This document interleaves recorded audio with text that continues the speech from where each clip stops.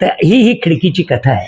वाक्य म्हणजे ते असं आहे की ते कळेल की काय हा म्हणजे बसचा प्रवास आहे. मला बसच्या खिडकीचं मी वर्णन करताना त्याच्यामधली एक सुंदर अशी गोष्ट आहे की एक जोराने हिसका लागतो आणि बस थांबते.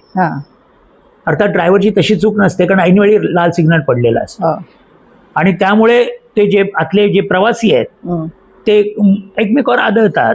दुसरा प्रवासी असतो तो खाली बसलेले एकमेकांच्या सीटावर हवं. आता यामध्ये प्रत्येकाच्या मानसिकता वेगळ्या आहेत. जे साधारण सिनियर लोक आहे ना ते धक्का बसल्यानंतर तो गचका, अरे काय घरी पोचवतोय का वर पोचवतोय, ऑलरेडी स्पॉन्डिलायसिसचा त्रास आहे, घरी जाऊन ट्रॅक्शन लावावं लागणार. हे कोणाची वयस्काची प्रतिक्रिया. तेच दोन तरुण एकमेकाला आदत तो कानात बोलतो, आईला काय सही ब्रेक मारला कारण पाठीमागे मुलगी असते. तर प्रत्येकाच्या मानसिकता कशा. आणि त्याच वेळी तिकडे खाली ट्रॅफिक हवालदार कोकलतो, ये काय सिग्नल दिसत नाही काय, काय डोळं फुटलं का काय, गाडी चालवतोय. म्हणजे प्रत्येकाच्या बोल. आता ह्याच्यातून काय होतं, ती कॅरेक्टर्स उभी करणं, तो प्रसंग उभं करणं, यातली एक गंमत. पण ते चालू आहे. आता परवा शो झाला NCPA ला खिडकी. आता तुम्हाला सांगतो, मी तुम्हाला म्हटलं मी एवढी नाटकं केली, एवढे रेडिओ कार्यक्रम केले.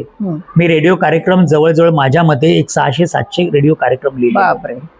मग त्याच्यात मी पुन्हा प्रपंच म्हणजे पूर्वी प्रपंच हा जो रेडिओवर कार्यक्रम असायचा, टेकाडी भाऊजी, पंत आणि मीना वहिनी, हा म्हणजे दिग्गजांनी लिहिलेला कार्यक्रम आहे. पु ल देशपांडे लिहिलेला आहे, शन्ना काकांनी लिहिलं आहे, मला वाटतं वपू काळेंनी लिहिलेलं आहे.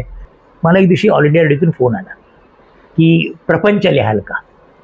हे म्हटलं ती कॅरेक्टर फिक्स आहेत ना, पंत, मीनावहिनी आणि टेकाडे भाऊजी. आणि तुम्ही लिहायला घेतलं, तो आवडला. तर हा म्हणतात ते जो मी 150 प्रपंच, मग पुन्हा प्रपंच, अहो प्रपंच अशी वेगवेगळ्या टायटल्सने ते आलं होतं आणि ते लिहित गेलो. रेडिओ कार्यक्रम मी म्हटलं तसं त्या जवळजवळ 5 क्लायंटसाठी ते कार्यक्रम लिहिले. 500 किंवा म्हटलं मी 650-700 कार्यक्रम रेडिओ कार्यक्रम मी लिहिले. नाटक लिहिलं मनात माझ्या, काही ट्रान्सलेशन्स केलं, शिकस्तसारखं नाटकाचं ट्रान्सलेशन केलं, एप्रिल फुल बनायासारखं हे केलं, जी एकांकिका होती योगेश चव्हाणांची, ते 2 अंकी त्याचं लिखाण केलं. त्यावेळी कमर मी अनेक जिंगल्स लिहिल्या, ॲडव्हर्टायझिंग एजन्सीमध्ये होतो म्हणून अनेक जाहिराती लिहिल्या. पण हे सगळं कसं होतं म्हणजे हे कमर्शियल लिखाण होतं, ज्याला आपण एक साहित्यिक मूल्य असं म्हणतो. शेवटी ती कथा आहे असेल, कादंबरी असेल, कविता असेल किंवा ललित लिखाण. तर एक दिवशी मी असा ऑफिसला चाललो होतो आणि मी ते नॅशनल पार्कवरून गाडीने वळण घेतलं आणि ते मला एक दृश्य दिसलं. आणि ते दृश्य एवढंच होतं की ते सिमेंट कॉन्क्रीटचा तो रस्ता होत होता गोरेगावकडचा, नॅशनल पार्क ते गोरेगाव.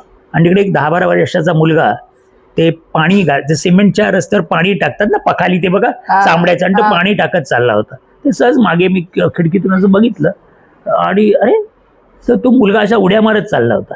कारण तो मे महिना होता, खूप सिमेंट तापलेलं असतं आणि त्याच्या पायात चपला नव्हत्या. आणि ते मला दृश्य एवढं मला माझं लहानपण आठवलं. आणि हा मुलगा पोटाची खळगी भरण्यासाठी काय करतोय आणि तेव्हा आम्ही काय करायचो सहलीला वगैरे कशा मजा कर. आणि त्याच्यातून ती पहिली खिडकी झाली. मग ते मला एक ना असा आनंद वाटला, रे खिडकीतून आपण काहीतरी बघितलं. मग दुसऱ्या वेळी मी बसच्या खिडकीतून एक गोष्ट पाहिली, मग एकदा रिक्षाच्या खिडकीतून एक गोष्ट दिसली, मग मला रेल्वेच्या खिडकीची गोष्ट आठवली. असं करत ना मी एक 7-8 खिडक्या लिहिल्या. त्या काही खिडक्या धनुर्धारी मासिकामध्ये माझ्या प्रकाशित झाल्या. त्याच काळात मी आपल्या अखिल भारतीय मराठी नाट्य परिषदेचा प्रमुख कार्यवाह निवडून आलो. आणि शन्ना नवरे या दिग्गज व्यक्तिमत्वाशी माझी ओळख झाली. आणि शन्ना काकांचा तर मी प्रचंड फॅन. म्हणजे त्यांची बोलण्याची इच्छा, ते पण कथाकथन करायचे आणि त्यांच्या कथा सुंदर मला वपूंच्या आवडायच्या, शन्ना काकांच्या आवडायच्या, जयवंत दळवींच्या कथा आवडतात, दमा मिरासदारांच्या आवडतात, शंकर पाटलांच्या आवडतात, मधु मंगेश कर्णिकांची पुस्तकं आवडतात, पु ल आणि अत्रे तर आहेतच. तर ते मी शन्ना काकांना आता कसं म्हटलं, एक दिवशी घाबरत, कारण शन्ना काकांनी मला 2दा घरी जेवायला वगैरे बोलवलं, त्यामुळे एक जवळीक आपुलकी वाटली. म्हटलं काका मी असं एक लिहायचा प्रयत्न केलाय, अरे पण दे ना वाचायला. आणि म्हणून त्यांनी खिडकीच्या 2 माझ्या हे वाचल्या आणि मला त्यांचा फोन आला, अरे प्रदीप तू छान लिहितोस, तर तू घाई करू नकोस, या तुझ्या 15 खिडक्या झाल्या ना, मला सांग, मी तुला छापून द्यायला मदत करतो, कोठावळे किंवा परसुरेंना सांगतो. केवढं मोठं मन. तर हे सगळं झालं आणि मी खिडक्या लिहित गेलो आणि 12-15 खिडक्या झाल्या. पण तेव्हा शन्ना काका हयात नव्हते. हो. आता करायचं काय बरं, मला यातलं काहीच गम्य नाही. कोणाकडे कसं म्हणजे याचं इकॉनॉमिक्स काय आहे, अर्थशास्त्र काय आहे, की आपण मग कसं प्रिंट करायचं काय. तर मी एका ओळखीच्या प्रकाशकाला विचारलं, पण त्यांनी जो मला खर्च सांगितला तो माझ्या आवाक्यातला नव्हता. तर माझे एक मित्र आहेत ऋषिकेश कुलकर्णी, ते माझे कलिग आहेत. तर त्यांची प्रिंटिंग प्रेस आहे. ते म्हणजे सर तुम्ही काळजी करू नका, आपण बघूया, तुम्हीच छापा. तर माझी संस्था आहे आरती आर्ट अकॅडमी, जी चॅरिटेबल ट्रस्ट आहे, आणि त्या ट्रस्टची जी आपले काय काय कार्य करतो त्याच्यामध्ये पुस्तक छपाई हे कार्य आहे, साहित्याची छपाई. आणि म्हणून मी माझ्या खर्चाने ते पुस्तक छापलं. अक्कल नाही, माहिती नाही, 1000 प्रती छापल्या. अरे करायचं काय, पण म्हटलं ठीक आहे आता आपण उतरलोच आहोत ना, कारण इव्हेंट हा माझ्यासाठी तो माझ्या रक्तात भिनलेला आहे. म्हणून मी प्रबोधनला मुख्य थिएटरमध्ये 1000 कॅपॅसिटी असलेल्या थिएटरमध्ये माझ्या पुस्तकाचं विमोचन ठेवलं, आणि त्या पुस्तकाला प्रस्तावना गंगाराम गवाणकरांनी केली. ते एक दुसरं माझं पितृतुल्य माझ्या जीवनातलं व्यक्तिमत्व. ते आले, गिरीश ओक माझा मित्र आला, हितेंद्र ठाकूर आले, मनीषाताई चौधरी आल्या, राजू नाना पाटील आले, आणि खूप सुंदर प्रकाशन समारंभ झाला. आणि त्या दिवशी जवळजवळ 750-800 प्रेक्षक होते. 425 प्रती त्या दिवशी विकल्या गेल्या. अरे त्याच्यानंतर मी 10-15 प्रती वेगवेगळ्या आपण म्हणतो ना ग्रंथालयाला वगैरे भेट दिल्या, कोणी मित्रमंडळींना दिल्या. तर ओव्हरऑल समजा 50-60 प्रती अशा मी दिल्या असतील. आणि एक दिवशी खिडकीचं एक अशी खिडकी वाचली मित्रांसमोर. अरे म्हटलं एवढं सुंदर वाचतोस ना, तू ह्याचे प्रयोग का नाही करत. तोपर्यंत डोकार म्हटली चांगली कल्पना आहे. आणि तेच पुन्हा योगायोगाने इकडे ज्येष्ठ नागरिक संघ बोरिवली, तिथे माझा दैनिक खिडकीचा कार्यक्रम ठेवला. जवळजवळ 250 जण होते. एक माणूस हल्ला नाही. तेव्हा मला कळलं की नाही, आपल्या वाचनात काहीतरी दम आहे, तर आपण करूया. म्हणून दुसरा प्रयोग केला. असं करता करता तिसरा प्रयोग माझा कल्याणला होता.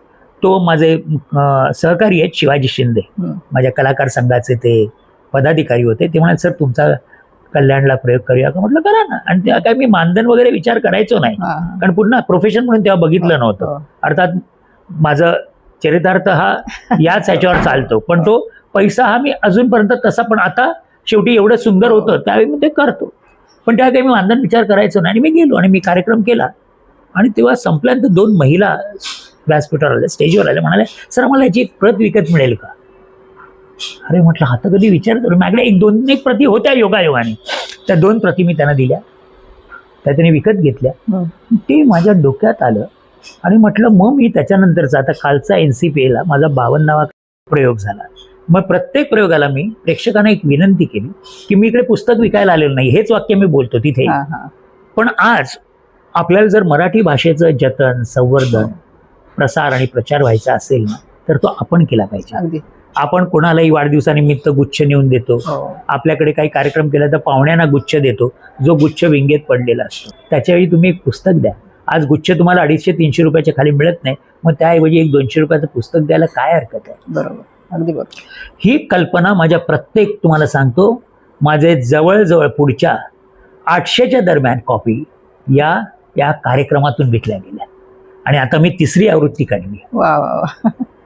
ही खिडकीची कथा आहे. वाक्य म्हणजे ते असं आहे की ते म्हणजे बसचा प्रवास आहे. मला बसच्या खिडकीचं मी वर्णन करताना त्याच्यामधली एक सुंदर अशी गोष्ट आहे की एक जोराने हिसका लागतो आणि बस थांबते. अर्थात ड्रायव्हरची तशी चूक नसते, कारण ऐनवेळी लाल सिग्नल पडलेला असतो. आणि त्यामुळे ते जे आतले जे प्रवासी आहेत ते एकमेकावर आदळतात. दुसरा प्रवासी असतो तो खाली बसलेले एकमेकांच्या सीटावर हवं. आता यामध्ये प्रत्येकाच्या मानसिकता वेगळ्या आहेत. जे साधारण सिनियर लोक आहे ना, ते धक्का बसल्यानंतर तो गचका, अरे काय घरी पोचवतोय का वर पोचवतोय, ऑलरेडी स्पॉन्डिलायसिसचा त्रास आहे, घरी जाऊन ट्रॅक्शन लावावं लागणार. हे कोणाची वयस्काची प्रतिक्रिया. तेच 2 तरुण एकमेकाला आदत तो कानात बोलतो, आईला काय सही ब्रेक मारला, कारण पाठीमागे मुलगी असते. तर प्रत्येकाच्या मानसिकता कशा. आणि त्याच वेळी तिकडे खाली ट्रॅफिक हवालदार कोकलतो, ये काय सिग्नल दिसत नाही काय, काय डोळ फुटलं का, काय गाडी चालवतोय. म्हणजे प्रत्येकाच्या बोल. आता ह्याच्यातून काय होतं, ती कॅरेक्टर्स उभी करणं, तो प्रसंग उभं करणं, यातली एक गंमत. आणि त्यामुळे खिडकी हे अभिवाचन न वाटता काही वेळ लोक म्हणतात आम्ही नाट्यप्रयोग बघितल्याचा आम्हाला हो आनंद आहे. अगदी तसंच वाटलं मला आता काही क्षणामध्ये. खूप छान. आणि मी नक्की येणार आहे तुमचा खिडकी हा प्रयोग बघायला. पालघरला लावा, येऊन करू. हो नक्की सर, या विषयावर आपण हे सर बोलूया. नक्की. खूप छान.